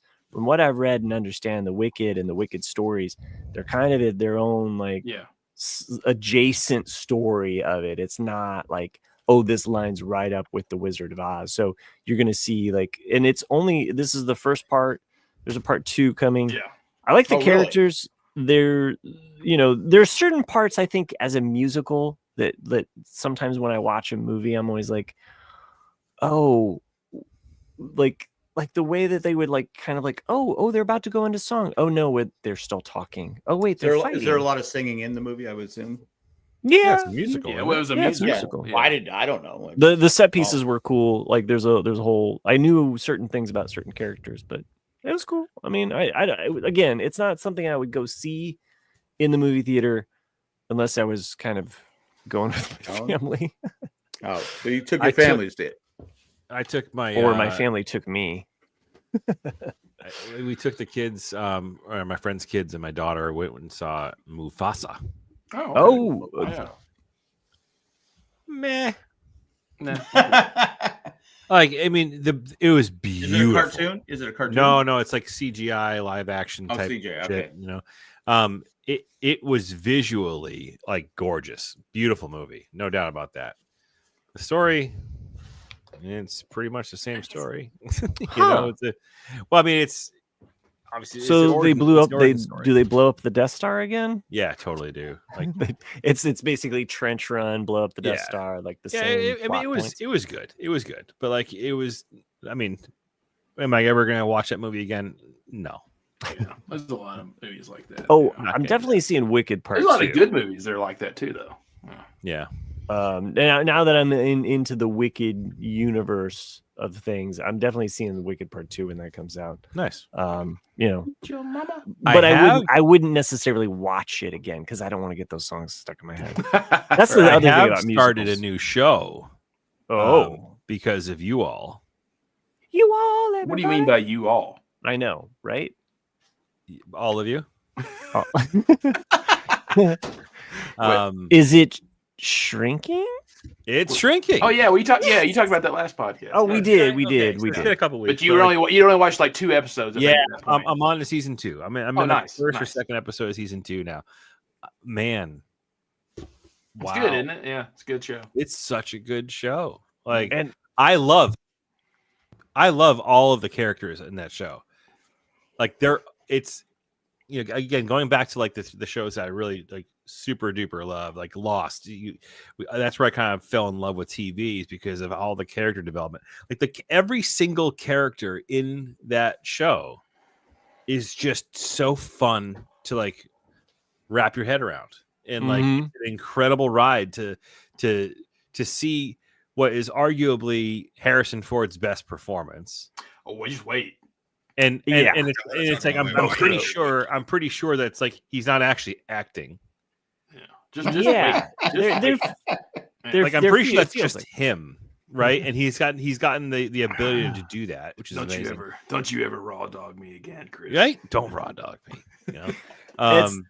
That and second season, which you just started, I feel like for me watching season 2 is just whoop. I enjoy. I've heard of that a lot too. I just watched and I ended at that point was when Brett Goldstein's character makes its debut. Yes. and it was like that moment of like, oh fuck, he's just Right. in a roadblock, you know. But man, that show is deep, and I haven't even gotten to the end of it, obviously, but it's deep. It's like very, very meaningful, I guess is the best way to do it. It just, I don't know. They do a really good job of telling that story about someone who has to completely break down to nothing to get rebuilt again, you know? Yeah, such a good show. And there's like honestly not a character I dislike. Every single fucking character. Yeah. Even the asshole husband of what's her name from SNL was at least funny. You know what I mean? Like it was just, I don't know. The guy who got booped off the cliff. And yeah. Okay, gotcha. Oh, right. Yeah. And just wait. Like, there's 2 episodes where it's like I'd always said about Harrison Ford that regarding Henry is his best acting. You know, as an actually trying to act. But there's 2 episodes and 2 different scenes from 2 different episodes. Sorry, that I've never seen Harrison Ford be that vulnerable. Right. You know, where it's like, wow, like Harrison is fucking bringing it. Like it's just, you know, he actually is acting. You know, like actually. And I was like, that's just insane. I'm actually happy for him that he's, you know. Yeah. And Ted McGinley, which I've mentioned before about on the show, like he Married with Children. Mm-hmm. He has some moments where because I really felt like he was kind of one-dimensional for most of the show, but there is a moment where he becomes 4D and it's awesome. And I love his acting on the show. Even the one-dimensional version of him has been phenomenal because like the quick-wittedness between his wife and him and that relationship is fucking hysterical. Like it's super funny. And yeah, you're right. He has like maybe 3 lines a show, if that, right? And they're all like reaction jokes to his wife being a bitch to him, right? And but it's so well done. Honestly, I just didn't expect him to flip the switch, and it would have happened. Is he an original character, or did he take someone else? You know, he filled in for someone else. No, he's not. Right, I got you. No, yeah. Love Boat, Happy Days, Married with Children. Right. That's what he's known for. The filler. Yeah. I like him. Don't get me wrong. Nick says that we should cut this up and take. We should take another commercial break. Yeah. Cut this out. So, the other thing I was trying to say, like, I saw 2 movies. One of them Jack brought up last episode, which I did see. Carry On. With was it Carry On? Carry On. It's a Netflix movie, I think, or Apple movie. Oh, okay. It's a Netflix movie. You definitely said it way like carry on my way, carry on my way. But it's actually a carry on, like luggage. Carry on. It's funny because I go, wait, Carry On. Ironically, if Nick would have just taken a Carry On. Oh, damn! Wow. He would have saved $300-something. You could have gotten a flight and paid for baggage and still saved money. I'm sorry. It was just you said Carry On, and no, I got you. Yeah, I got you. We can't help. We cannot help it. Carry On. Anyway, so Jack liked the movie. I liked it as well. I felt that it's a movie that's been made twice beforehand. So if you liked Nick of Time with Johnny Depp in '95, or you liked Phone Booth with Colin Farrell in 2002. Okay, I did. I actually did like Phone Booth. Oh, it's nothing new, and I said it's nothing new, but it's the same premise. Is that basically there's someone that needs someone to do something for them illegal, so they hold them hostage and make them do something, and how they're going to get out of the situation. It's that kind of movie, and it's great. I mean, it's not. I said it's not Shakespeare. Yeah, it's not Shakespeare. It's something if you want a good just popcorn movie to sit down, you got nothing else to watch, give it a shot. Yeah, and it could save you, speeding tickets. Maybe. The other movie I watched, which is on HBO right now, which is Clint Eastwood's latest movie he directed, called Juror Number 2. He directed another movie? Yeah. Juror Number 2. It's with Nicholas Hoult, who played Beast in the newer X-Men movie. Yeah. Okay. That looks really good. Yeah, that one it's basically 12 Angry Men, but it has a twist to it. In that it's not really spoilery because it's pretty much told up Clint front. Eastwood comes in and shoots them all. It's in the trailer. It's very much a Clint Eastwood film in the ending. But it's instead of so basically what happens is that he gets selected to be a juror, and you go through the whole 12 Angry Men stuff of, are they guilty? Are they not guilty? I need to sway these people. One person's holding out. No, but the thing is that he's holding out because he's the one that actually killed the person. And spoiler alert. It's not spoiler. It's basically it's in the trailer. It's in the trailer. Okay, I've not seen anything on this. And so that's what's interesting about it is that the thing is it's an honest thing. He's not really guilty of murder. I mean, he is, but it's like self-defense. What would you do in that situation? It's just one of these guilt kind of ridden movies of you're damned if you, damned if you don't situation. Well, that sounds good. What's it called? Juror number 2. And Clint Eastwood directed? Clint Eastwood's like 94. He wanted to name it the Rural Juror. Rural Juror, yeah. But it was already taken by. I can't believe the dude's still working. Get off my jury. Get off my jury. Go ahead. Make my jury. And then I love Clint Eastwood, so I need to watch this. I mean, it's not his best film. But it's got Clint Eastwood. It's got Clint Eastwood. Well, he's not. No, he's not in it. Right? He just directed it. Yeah. Have you ever heard actors talking about Clint Eastwood directing them? Yeah. Okay. Yeah, no. Go ahead. All right. Go ahead. Like Tom Hanks, that's a great.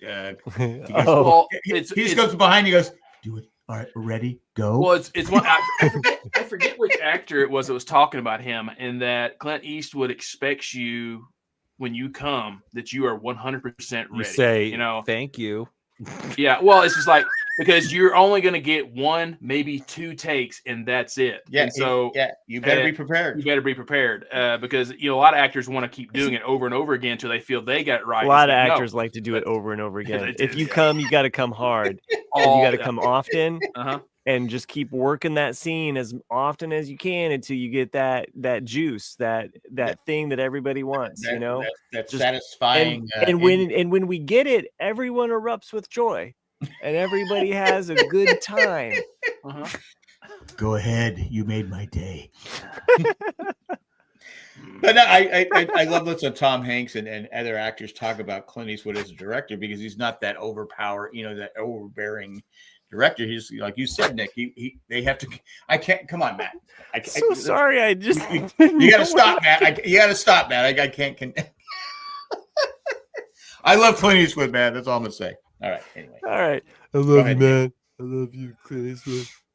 Yeah, and then I also watched. Yeah, I also watched Landman, which Jack also brought up, which I do enjoy. It's not the greatest series. It's a good. No. It's very raunchy, but I like it in a way. Yeah. I'm waiting for the sequel. This is like the most sexually positively driven episode we've ever had. Sexually positive. But Landman, if you have Paramount Plus, give it a shot. And then the others, Squid Game season 2. I started watching. I've not started it yet. I've not started. Yeah, I have. It is only 7 episodes, I think. But if you're expecting it to be season 1, then you're going to be let down. But just think of it as like a half of a season because that's the best way to go into it thinking about it. Yes.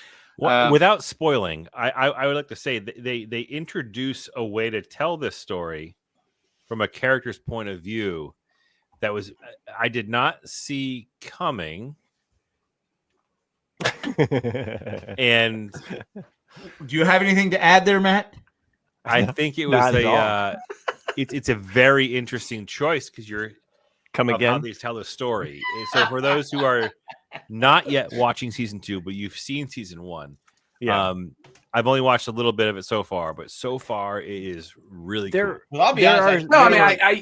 Some people I think they could top it, and they didn't. I don't think, but it's still very good. I enjoyed it. I've heard other people knock it. I liked it. I didn't have any negatives about it. I felt it was a different Because like, why would you go back to the game? Like, why would you do that again? Right, exactly. You know how the game is played. There's definitely some, because the main character we gotta go back, more of a back seat in this season. I mean, he's still a main character, but there's multiple different stories going back, on. Kate. There's definitely like the whole boat and the cop guy probably could have gotten cut out. But I like it. I like what they did with it, so I can't complain about it. Okay.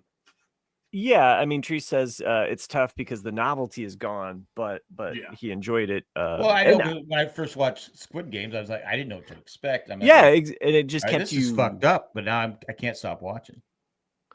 Is anybody watching Silo? Yeah, I am. Matt and I both watched Silo. I'm not up to date on it, but like, does it get better? It's a slow burn. It's a slow burn. It's a slow burn. And man, I am just where are you at? You done with Steven Zahn. Like I just. Oh yeah, exactly. This season. Wait. Steve Zahn's in it. Yeah. When we talked about this, and we don't like him. Yeah. He does good at first. He's a typical paranoid Steve Zahn character. Yeah. But he's not the best. Like, it's not the best really? Steve Zahn. I can't watch a movie or show that Steve Zahn's not good in. He does what he's supposed to do. He plays the character that's been isolated and doesn't really know how to cope. Candyland. This was the thing, because I binged season 1, and I was kind of like, oh, season 2's out, I'm gonna binge season 1. And season 1 is a slow burn, because I remember I had started it and didn't get very far, and then I started again. So then I was like, oh, okay, I'm gonna keep with this, and it did, and it built to that crescendo of a moment, and then you're like, okay, ready for season 2, and then it felt like a restart and a reset, and then and there's been times where I've just been falling asleep to it. That's why I'm not caught up. I'm just like, I can't fucking deal with this. Here's if I had other shows to watch, it would be on the lower of the selection. Really? But I still like it. I think it's still a good show. There's only going to be 4 seasons of it. It's already been approved for all 4 seasons. Is Steve Zahn going to be in all 4 seasons? I found that hard to believe. I don't know about that. Yeah, there are some movements that have happened in as they're kind of moving towards the last arc of the season. There's some kind of like revealing kind of things in the last couple episodes that I felt were exciting. So. I feel you. I feel you, Chris. I know I've talked about the dad nap rating on TV shows. Yeah. And I want to talk about a show that fucking fails it. It fails it hardcore. I've fallen asleep through this show, not once, not twice, 3 times, maybe 4 times. I finally went through and was like, I'm going to focus on the show. I'm going to figure this fucking show out, because I keep falling asleep and I don't know what the fuck is going on. And my whole family is like, shut up, Dad. We don't care. Dune Prophecy. I love Dune. I love Dune. But Dune Prophecy confused the shit out of me until I finally went back and figured it all the fuck out. So and I liked it, but it fails the dad nap rating full on. I watched the first 3, maybe 4 episodes, and then it just kind of was like, it's not going anywhere. I was like, I got so tired of watching it. But I agree with you, Matt, on that one. I haven't watched it. So there's a time difference that is occurring in the show between 2 main characters, and it's not that I don't see women or recognize them by the different colors of their hair, but there are a couple characters on that show that I can't tell the difference of them. And as I fall asleep and I wake up, I'm like, where the fuck? What's happening again? Who is this bitch? I don't know. She looks like this girl. Like, I'm not throwing shade. I love these actresses, and there are some really beautiful women on the show. The one that got us canceled. Dude, I always wanted to know what that sound, the sound of backpedaling was. Yeah, it's this. It sounds just like that. It does. I hold by this though. The Dune Prophecy, although a strong end, it's like they just all of it happens in the last episode, and you're just kind of like, why did we wait? And it's only 6 episodes. There's only 6 episodes. Really? Anyway, I'm glad that Treest agrees with me about the women comment. No, Treest is only agreeing about the Dune prophecy is a snooze. So.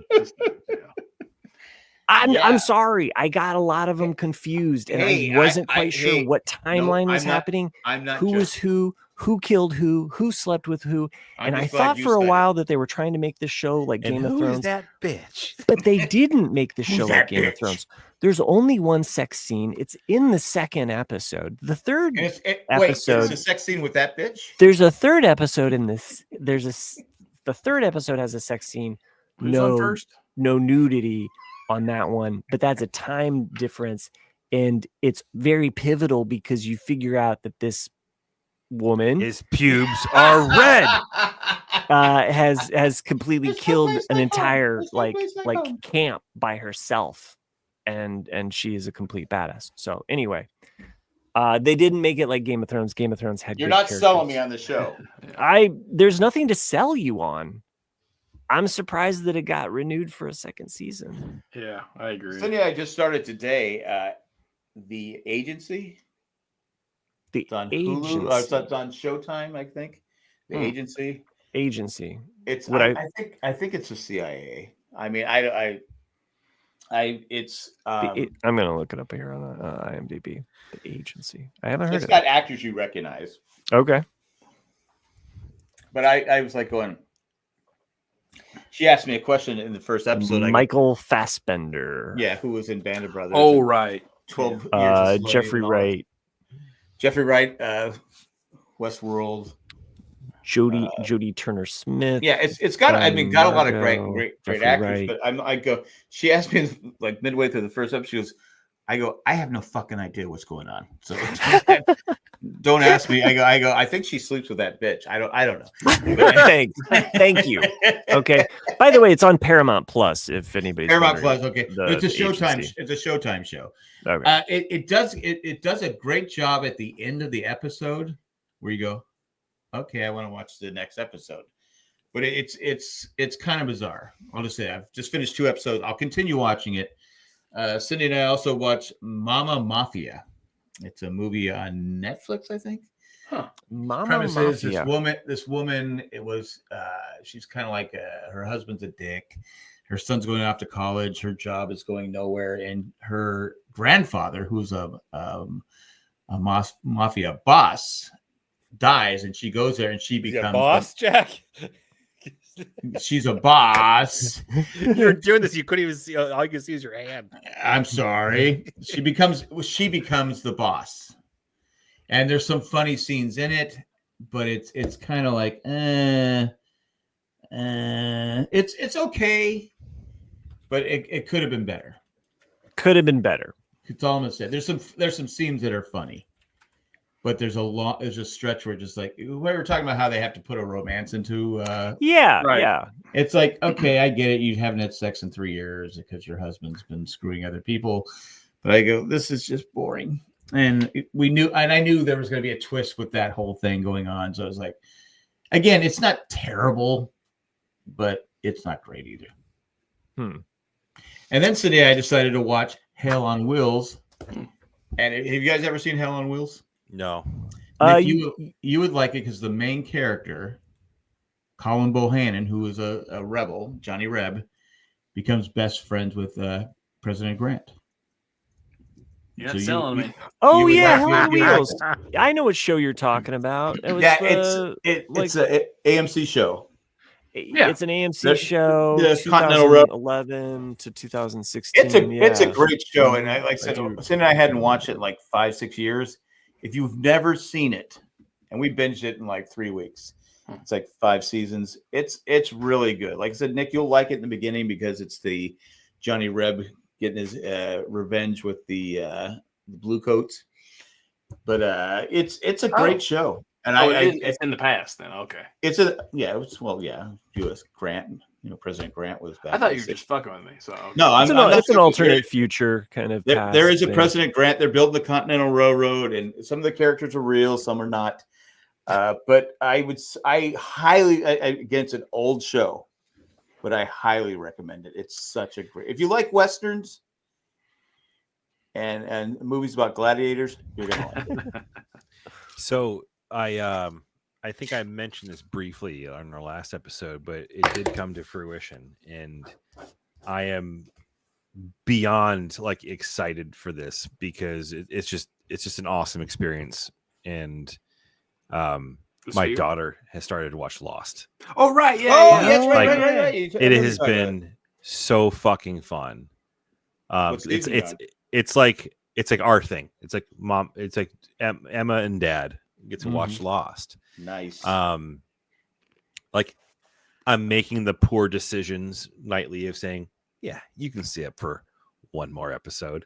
You know what I mean? Like one more. That's a show. That's a show you have to do that. Yeah, you know, and it's so fun. I have not done a Lost rewatch in over 10 years. Yeah. No, more than that. Before my daughter was born. Even though you were on the Lost Rewatch podcast with me. Yeah, I watched an episode, but not. Right. Y'all didn't even get through the first season. Yeah. So like I'm watching we're in the middle of Confidence Man. You know, the first Sawyer flashback. That's a cheery episode. Yeah. But I'm watching it. And I'm also kind of like on the edge because it's like, is this really super appropriate for my 12-year-old daughter? Right. That's true. Sure. And like a few different episodes kind of passed by. Obviously, the Moth, which is fucking incredible, by the way, was. I'm like, oh God, does she know what that is? Like, is that like, you know? And then there's like obviously like the sexuality of Kate and everything. I'm just like, but she's sitting there watching it, and your son will like it. Yeah, she is like enamored in the show. Like she's got the Lost bug, and nice. I've never like had that kind of like shared experience with my kid. Like I'm just super fucking pumped to do it, to be able to sit down and watch with her. Right. And like she's like trying to figure all these things out, you know, and like she's actually quite what's that? Well, and you know the answers to a lot of the questions. And she's getting a lot of shit right. Oh, nice. Yeah. And I'm not saying anything. Maybe she's listening to my podcast. No. What I missed though what I missed though about that, you know, watching it weekly versus being able to binge it, was I remember all the books that Sawyer read and all the little things that were happening, or people were like, oh my God, that book he's reading is some clue to blah, blah, blah. You know, like people would just break all that shit down for no reason. But it was just real. Yeah. It actually was. It was right. You know, like it was Watership Down was the first book he read. That's cool that she likes it. Yeah, it's real. It's so much fun, you know. Like she totally fucking called Locke not walking, and she sees him in a wheelchair. She knew something was wrong with him. Yeah, I was blown away by that. I was like, oh my God, I never saw it coming. One of the things that like I say, it blew me away when she's like, I knew that was gonna happen. And at the end of Moth, when Charlie asks for the drugs and he's like fucking banged up, right? He goes, he's gonna throw it in the fire. I'm like, wow, what? Like no one thought that. No, you know what I mean? Like nobody thought that. I was like, that's incredible. But I will say the thing that has freaked her out the most, like she was like out of her fucking mind scared. The smoke monster? Nope. Oh.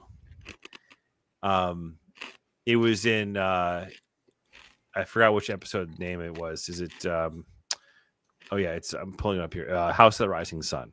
Oh, okay. Nope. No, that's not it. No. White Rabbit. White Rabbit, okay. When Jax first starts seeing his dad on the island. When he just like stands there in his suit. Right. And we now know that was the smoke monster. Right. But like she is like, I can't fucking watch this, Dad. Like I'm having bad dreams, Dad. Watch your mouth, I go, I promise you, it's not a bad thing. And it's not gonna scare you. You'll be fine. But I can see where that would be scary. It's pretty creepy. She knows he died. Yeah. Right, and then you're seeing him on the island, and Jack's freaking out. She doesn't know he died yet. Oh, he doesn't know he died yet because you don't find out he's dead until the end of the episode when Jack finds the coffin. Oh, okay. Flash, that's right. And then the flashback. That's the whole flashback. Okay, yeah, okay. So it's just some random fucker in a suit, which makes it actually even creepier. But she it's just so cool that she's getting into it, Wait until she wants to get a tattoo like Jack. I know. Right? But it was interesting. I was FaceTiming her today from work before before the kids went to bed and stuff, and which is a complete bold-faced lie. They're both. Does she watch it without you? No, so it's our show. So okay. Remember he said that. He said if she looks it up, then Okay, all right, that's cool. I remember that now. Yeah. So I FaceTimed. I do FaceTime whenever I work at night, late at night. I'll FaceTime before the kids go to bed, say goodnight to them, whatever. That's nice. And she's like, so what time are you getting home, Dad? I'm like, like between 9:30 and 10. Hopefully no later than 9:30 or 10 the latest. Mm-hmm. And she's like, can we watch Lost? I'm like, no, dude, you're going to bed. Like you're not starting an episode at 9:30, 10 o'clock on a fucking school night. Yeah. She's like, oh, okay. How about tomorrow? Watch tomorrow? I'm like, yeah, dude. That's cool. That's really cool because I know it when we do the panels in San Diego, they're pretty boring except for the fact that it's the parents that their kids are watching Lost. Yeah. Mm-hmm. And we had one guy here last year. He was in episode. He was in final season or the 5th season, and so we had to be careful what we said because we didn't want to spoil. And he's like, "You can spoil me." I go, "No, I don't want to spoil you. I don't want to do that because it's Lost is just one of those shows that you can't be spoiled on." Right. Yeah. In my opinion, because it's the whole Locke thing. The clues were already there. We were looking at his shoes, and they're not scuffed up. Right. They're perfectly new shoes, and they were so smart on how they did things on Lost. Yeah. It's just amazing. But I'm happy for you. That's pretty cool because I keep telling Jay, I go, when are you going to have Zach start watching Lost? Lost. He goes, he's not ready yet. Not ready. Right. Yeah, still too young. Like 12.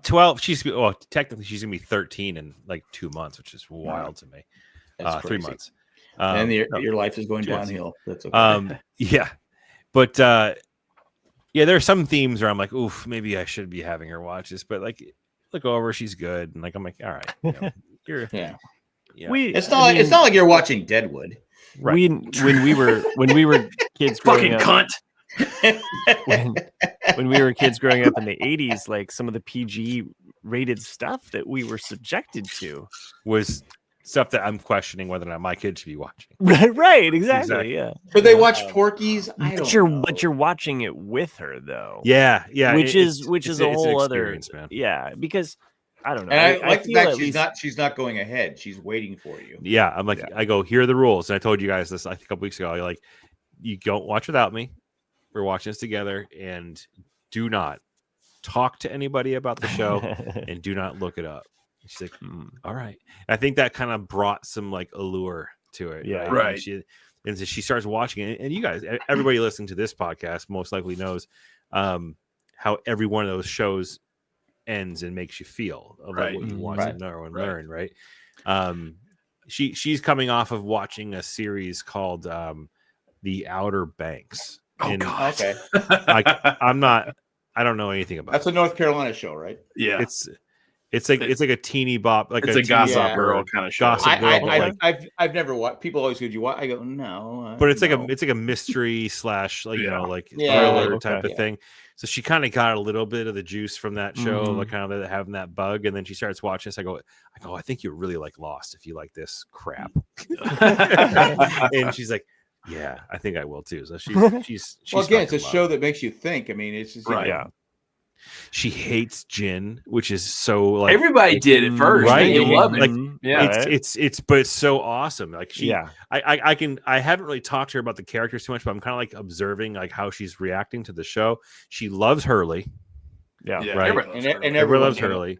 She hates gin. Everybody hated gin, right? Everyone hated. They did a great. I mean, it's funny when you see the backstory of Gin. You're like going, all right, why are you being such dicks towards Gin? Yeah. Right. She's super confused about Sawyer. like everything's like spot on, right? Yeah. Good looking guy, but he's an asshole. But he's a good looking guy. Yeah, like, and she's like, "Who's that bitch, Kate?" Yeah. Well, guess what? She's gonna hate Kate more. Oh my god, yeah. But it's just it's just so fun to watch somebody who has no connection, no association. And you said it's been a while since you watched it too. So yeah, and it's been over 10, 12 years for me. Wow. It's just and I'm like finishing sentences of people on the show, and she's like, "How many times you watch this?" I go, "A lot, dude. Like a lot." I referenced Lost for it. I referenced Lost to a friend of I think my sister maybe a few weeks back because I had sent a picture of when I was at the market in Seattle of like this huge seafood layout, and they had sea urchins like up front, like to buy. And she goes, "What are those spiky things?" I was like, "Oh, those are sea urchins." And she was like, "You can eat sea urchins?" I was like, "Do you not remember the episode of Lost where Jen picks up one and makes it for the?" And she's like, "Oh yeah. Yeah, I'll pass on it, dude. Hey, dude, I'm like starving, but no, I'm not eating that crap." Yeah. I know I'm getting a lot of people are, not a lot. People are watching the Get Lost documentary. Yeah. And people, oh my god, I'm like going because I'm I drive the Zamboni naked in it. But it's just like it's just an amazing show, and I just I'm glad she's enjoying it. I'm glad that's a special moment. It really is. It's awesome. I guess we should take a time out. It's just me saying something without saying it. So let's take a commercial break and then wrap it up. Just imagining it like though as if he was a coach, like time out. We got to do a sub. We got to do a commercial. We got to wrap this show up. We're already almost play, buddy. Speaking of just the age of your daughter, I'd already kind of experienced this with my older nephew, but now my youngest nephew is 13, and that's the hockey player. Yeah, the hockey player one, and it's one of the things I like about being an uncle is that you're an adult, but you're also like the cool guy that's also like you can be the guy that's not my parent. Yeah. And they'll ask you questions that they would never ask their parents. And so we're sitting, just me and him, and he goes, "Hey, what does marijuana smell like?" And I kind of go, "Oh, let me send you to Chris." Yeah, I wanted to. Is your sister smoking weed in the house? Because he's been traveling so much around the U.S. playing hockey. He's just got exposed to other things. Not saying he's smoking weed, but like, sure. But he's just like he doesn't know because he's like a lot of 13-year-olds. You're not going to ask he's your a friends. hockey player. You got to do it right. Well, think about when you're 13, you might ask a question. And they're like, "You don't know that," so he doesn't ask. And sure. And so I mean, yeah, that you don't want to get picked on. Right. And so I look at him, I go, "Well, do you know what a skunk smells like?" And he goes, "Yeah." I go, "It's kind of like that." And he goes, "Oh, okay." You're like, "Hey, guy, 1 second." Yeah, right. Yeah. It feels like this, buddy. Here, look at me. Let me. Don't fight it. Don't fight it. Just hold it in. Hold it in. So like a day or two later, we're walking through Market Square in Knoxville. And there's a couple of really weird alleyways that will go into this kind of area. And he looks at me and he goes, "Hey, Nick, I think I smell a skunk." And I just look over and I'm like, "You got it right, buddy." That's what that is. Nice. That's awesome. And it just made me just kind of laugh. Never take him to New York City. Right. No. You'll never get fucking anywhere.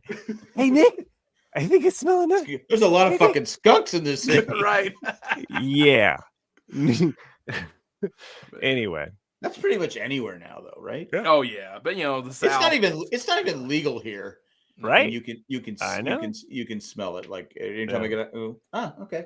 Got it. Yeah. I think lawmakers in Indiana have actually been like, "Hey, you know what? We're missing out on some tax revenue." So I don't get it. We've been saying this for 15 years. Yeah. It's a no-brainer. Yeah. Right. Tax the shit out of it, make it legal. I mean, it's making us a fuckload of money here in Massachusetts. Yeah, it doesn't make any sense at all. But yeah. But hey, don't take our word for it. Go out and get high, and that everybody must get stoned. Hey, that kind of relates. When you want to get away. I did want to mention before we start to wrap things up. Remember, guys, Severance season 2 comes out on the 17th, and Reacher season 3 as well. And then Mythic Quest season 4 on the 29th. Is season 3 coming out? On which one? What season 3? What? Reacher. Oh, Reacher. Yeah. When is that? I want to say beginning of February. Because it's funny. I tried to watch the Tom Cruise, the first one, Reacher, and I watched like 25 minutes of it. I'm like, okay, this is just boring. There's one scene where he kicks everyone's ass. He keeps saying, hey, you don't want to do this. You can still back out. But overall, I'm like going, okay, this is just maybe it's late at night. I was February 20th. Okay, because February 20th. I like the TV show one, but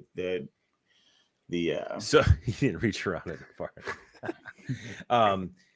So for those fans of Reacher, like I saw the trailer for season 3 today, actually, and the interesting dynamic of this season is, how everyone says, "Man, you're a fucking big dude." Like it's like everyone's reaction to him. Well, to be fair, he is a big fucking dude. Well, the theme in season 3 is that there's a bigger dude. Holy, how could there be a bigger dude? There's always a bigger dude. There's always a bigger dude. I learned this from Phantom Menace.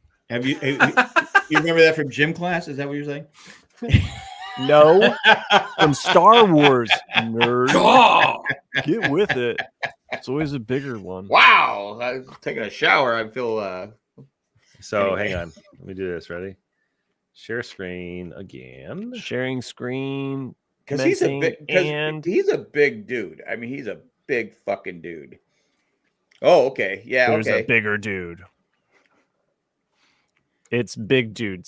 Oh, wow. Check out that cup. What the fuck is that thing? I don't know, but I think we should wear it.